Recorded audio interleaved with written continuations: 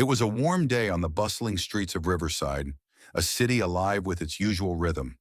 People crowded the sidewalks, cars honked in the traffic jams, and the scent of freshly baked bread from a nearby bakery mingled with the smell of gasoline. Some hurried along, checking their watches. Others strolled leisurely, enjoying the sunlight, while a few simply walked, lost in thought. Amidst the crowd stood Viola, a woman with dark skin and a posture that commanded attention. Her movements were confident, exuding an inner strength and dignity. A few steps ahead was Selena, her friend, dressed in a light sky blue dress that seemed to flow gracefully with her stride. Around Selena's neck glimmered a delicate gold necklace, catching the sunlight and sparkling as if it were a cherished heirloom. For Selena, it was more than just jewelry. It was a gift from her husband Marcus, a symbol of their love and a reminder of their most precious moments together. Viola and Selena crossed the street, passing a row of parked police cars. Leaning casually against the hood of one was Officer Harvey, sipping from a paper cup of coffee. His uniform was slightly crumpled, but the gun at his waist gleamed with meticulous polish. Harvey was a veteran of the force, yet his years of service had not made him wiser or more tolerant. Instead, they had solidified a sense of superiority in him. To Harvey, the uniform wasn't just a badge of authority, it was a tool that allowed him to exert dominance whenever he pleased. His biased worldview clouded his judgment, reducing the world to a simplistic dichotomy of suspicion and division. Harvey's eyes caught the glint of Selena's necklace. Narrowing his gaze, he studied her closely, then turned his attention to Viola's confident stride. Unlike others who would avert their gaze or quicken their pace when passing a police officer, Viola remained calm and composed, her steps unhurried. This nonchalance irritated Harvey. To him, it felt like a challenge to his authority, an affront to the respect he believed he was owed. His ego bristled. "Hey, you!" he barked suddenly, setting his coffee down on the hood of the car. Viola turned, her brow slightly furrowed in surprise. Selena stopped a few paces ahead, glancing back at her friend in confusion. "Yes, officer?" Viola asked politely. Her tone carried a hint of caution, but she remained composed. Harvey took a few steps toward her, his eyes scanning her face before flicking to Selena's necklace. "That necklace," he said, nodding toward it. "Where'd you get it?" His tone was cold, devoid of curiosity. Only accusation lingered in his words. Selena blinked, momentarily confused by the question. "It's a gift from my husband," she replied softly, her fingers gently touching the necklace as if to shield it. Harvey crossed his arms, squinting at her. "Looks expensive," he said with a faint, mocking smirk. "You sure it's yours? You see, you match the description of someone suspected of theft." Viola's expression hardened slightly. "I assure you, officer, that necklace belongs to her. We don't have anything stolen," she said firmly. Harvey scoffed, her words seemingly bouncing off him as if they held no weight. His eyes glimmered with distrust, tinged with a prejudice he made no effort to conceal. "That's what they all say," he retorted with a lazy smirk. "Everyone's got excuses." Selena froze, feeling her heartbeat quicken. She didn't want to escalate the situation, but deep down she already sensed the thick cloud of injustice settling around them. Viola, on the other hand, was prepared to stand her ground. Her jaw tightened, but her composure remained intact. "People like me?" she asked, her tone calm, yet laced with an undeniable edge of skepticism. "What exactly do you mean by that?" Harvey took another step forward, his stance growing even more menacing. "You know exactly what I mean," he said, his voice sharp, his eyes narrowing further. "You're coming with me for questioning? We'll sort this out at the station." Viola straightened her posture, her voice steady but firm. "I haven't done anything wrong. This is a mistake."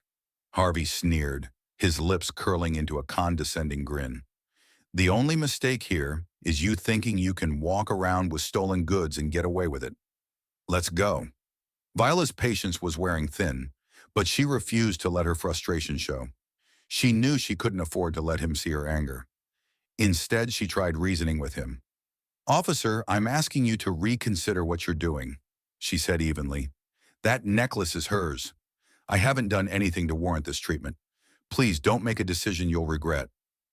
But her words only seemed to fuel Harvey's arrogance. "Oh, I don't regret anything," he said with a smirk. "I like putting people like you in their place. It's part of the job." Viola felt her stomach churn at his words, but she held her composure. "I'm warning you," she said softly, her tone controlled despite the storm brewing within her. "You don't know who I am or what you're getting yourself into." Harvey let out a cold, hollow laugh. "Oh, I know exactly what I'm doing. Stop wasting time." As Harvey reached for his handcuffs, Viola made her decision. Discreetly, she slipped her hand into the pocket of her coat and pressed a single button on her phone. It was a speed dial to her husband, Terrence. She didn't speak, didn't give herself away. She knew Terrence would understand. Harvey, oblivious to her action, confidently snapped the handcuffs onto her wrists. "Feeling confident now? Let's see how that holds up behind bars," he sneered, smirking with self-satisfaction. Viola said nothing as he led her to the patrol car. She climbed into the back seat with an expression of complete calm. But inside, her mind was racing. She knew this wasn't just about her. It was about everyone who had ever suffered injustice because of the color of their skin or someone else's prejudice. She trusted Terrence to listen to every word she didn't need to say. At the station, Harvey acted like the hero of the day. He processed the arrest as if he'd just apprehended a dangerous criminal. His colleagues exchanged glances but said nothing, while Harvey continued with his snide remarks, belittling Viola at every turn. "You should be grateful I didn't add more charges to the list," he said, leaning casually against the desk. "People like you need to learn their place." Viola met his gaze, her expression calm, her voice steady. "You're making a mistake, officer. But don't worry. You'll realize it soon enough." Harvey let out a loud, harsh laugh. "We'll see about that." Unbeknownst to Harvey, Viola's call had already set events into motion. Her husband, Terrence, was not just any man. He was the captain of the police force, and he was now making his way to the station, determination written all over his face. Every snippet of conversation he had overheard during the call made his jaw tighten further. Terrence wasn't just angry, he was deeply disappointed. Such behavior from one of his officers was unacceptable under any circumstances. But when it involved his wife, there was no chance he would let it slide. Terrence's presence commanded respect. The officers instinctively straightened up as he entered the room. Tall and imposing, Captain Logan Terrence Moore was a man whose authority was felt before he even spoke. He surveyed the room with a piercing gaze, his silence palpable. Then his eyes landed on Harvey Henderson, who was boasting about his accomplishment with unabashed pride. "Henderson," Terrence said evenly, his tone laced with authority that silenced the room instantly. Michael flinched and turned to face the captain. His expression shifted as it dawned on him that Logan wasn't just there to observe, he had a purpose. "Captain, I didn't expect to see you here today," Michael began, his voice trembling slightly with unease. Logan nodded curtly. "I didn't plan on it," he said, his tone icy, "but I heard something on my way home, something that demanded my immediate attention." Michael lowered his gaze, sensing the situation was about to take a very bad turn. "What exactly, sir?" he asked, trying to mask the growing fear in his voice. Logan didn't answer. Instead, he turned on his heel and strode purposefully toward the holding cells. His footsteps echoed sharply in the tense silence. When he reached the cell where Rachel Evans was being held, he stopped. His stern expression softened slightly, though his eyes still burned with restrained fury. "Rachel," he said gently, his voice carrying the familiarity of someone speaking to someone they deeply cared for. The woman inside the cell stood gracefully, adjusting her coat, and responded calmly. "I'm fine, Logan, but I think you might want to have a word with one of your officers." Logan turned slowly to Michael, his face hardening once more. "Henderson," he said in a voice as cold as steel, "why is my wife in a holding cell?" The room froze. The officers, who had been whispering amongst themselves moments before, now stood in stunned silence, watching the drama unfold. Michael's face turned ashen. "Your wife?" he stammered, as if the words didn't register. "Yes," Logan snapped, his voice cutting like a blade. "My wife. The woman you arrested without a shred of justification." Michael opened his mouth to speak, but no sound came out. "Do you have any idea how disgraceful your behavior is?" Logan continued, his voice dropping to a dangerously quiet tone. Michael wavered on his feet as if the words had physically struck him. Captain, he started, but Logan cut him off. No excuses. You've shown me exactly who you are. And frankly, you don't deserve to wear that badge. The silence in the room became deafening. Officers exchanged uneasy glances but dared not intervene. I'm suspending you from duty, Logan said with unshakable calm. Turn in your badge and weapon immediately. Before you return, you'll complete bias training and undergo therapy. Michael collapsed to his knees in desperation, pleading, Captain, please. It was a mistake. I can change. I promise.